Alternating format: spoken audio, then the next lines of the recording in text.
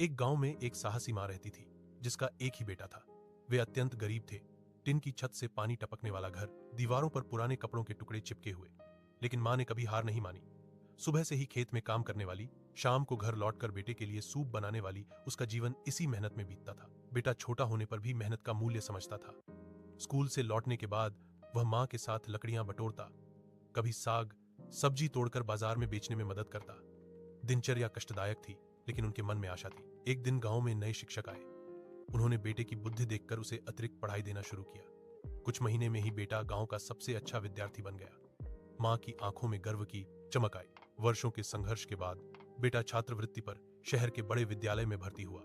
विदा होते समय मां रोई, लेकिन खुशी के आंसू थे वे। जाते समय बेटे ने मां का हाथ पकड़कर कहा, मां, मैं आपको एक दिन अभिमान के साथ सुखी बनाऊंगा।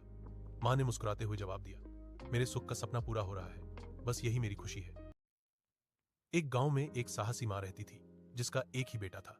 वे अत्यंत गरीब थे। टिन की छत से पानी टपकने वाला घर, दीवारों पर पुराने कपड़ों के टुकड़े चिपके हुए।